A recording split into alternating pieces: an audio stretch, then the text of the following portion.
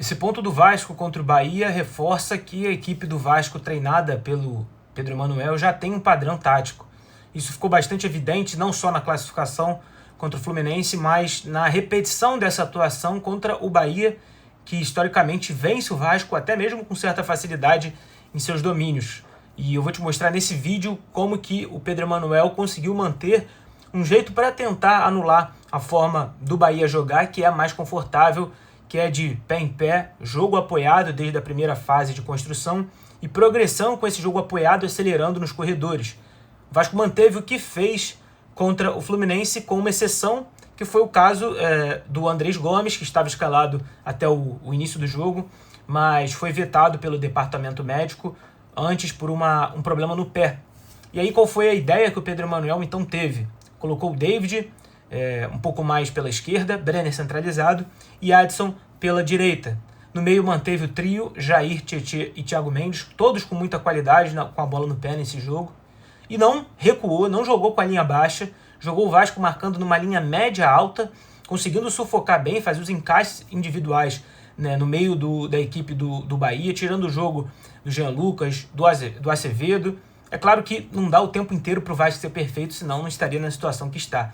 Mas essa pressão bem feita que o Vasco fez, principalmente nessa subida de pressão, forçando o Bahia a jogar pelo lado esquerdo, foi muito bem coordenada. Muitas vezes o Cuesta, não sei se você reparou, era um jogador que subia essa pressão e deixava nas costas dele um espaço. Era o Jair quem descia e ocupava. Então, são movimentos que o Pedro Emanuel já corrigiu certamente nos vídeos para evitar que as equipes que joguem com a bola, como é o caso do Bahia, tenham tranquilidade. Agora, o Bahia tinha uma escapatória, que era o tempo inteiro essa, eram jogadas longas, bolas longas, principalmente nos corredores. Paulo Henrique e também o Cuiabano, que se complicaram bastante em dados momentos do jogo, não conseguiram performar defensivamente, mas ainda assim era um Vasco competitivo demais nos retornos, nas transições defensivas. O Vasco atacava a bola o tempo inteiro. O Adson, para mim, foi o que melhor fez isso no jogo, do ataque do Vasco, o tempo inteiro descendo para ajudar o Paulo Henrique, contribuindo muito nesse momento do jogo, nessa fase,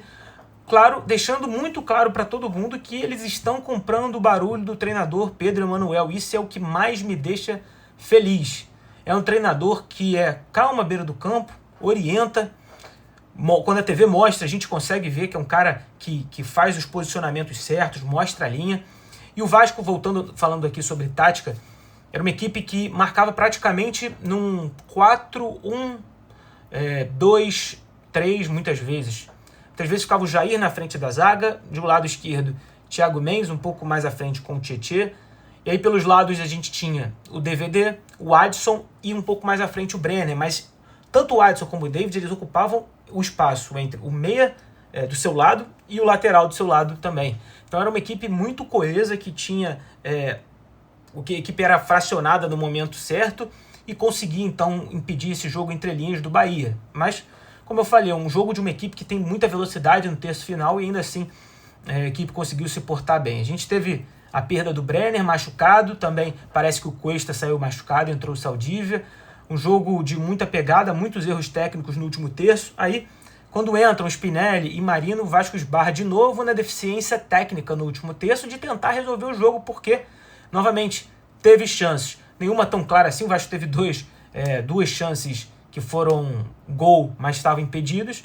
E no mais, foi uma equipe que soube bastante competir, honrar o que o Pedro Emanuel deve ter orientado na pré-eleição, e não tem nada mais satisfatório para o treinador do que você ver a equipe comprando o seu barulho. Eu acho que essa é a tônica desse jogo, o que a gente pode tirar de positivo. Mais um jogo que o Vasco sai sem sofrer gols. Se eu não estou enganado, é o único jogo que o Vasco não sofreu gols como visitante do Campeonato Brasileiro. Então já começa a mostrar, já dito pelo Pedro Emanuel no último jogo contra o Fluminense, como a pressão o Vasco faz no primeiro terço do adversário, né? No primeiro terço do adversário, no último terço do Vasco, é importante para que a última linha não sofra.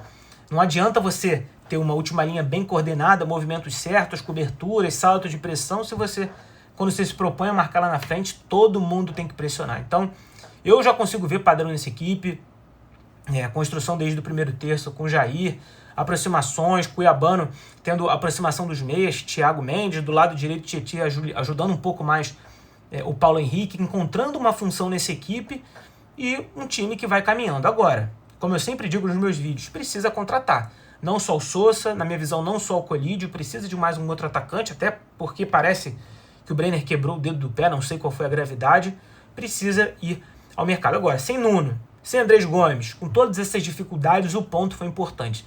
Só não é tão satisfatório assim porque o Vasco continua na zona de rebaixamento, precisando urgentemente vencer o Santos no próximo domingo, mas contando com o histórico que o Vasco tinha dentro da Arena Fonte Nova, um histórico que não é muito positivo, muito pelo contrário, uma equipe que soube competir, como eu disse em outros vídeos, com o bonde andando, o Pedro Emanuel vai ter que ir acertando a equipe, mas foi um resultado importante, não é maravilhoso, foi importante e mostra uma evolução em alguns aspectos do jogo. Eu só fico incomodado e preocupado com a parte ofensiva realmente, porque não há time que consiga alcançar os objetivos sem um ataque efetivo assim.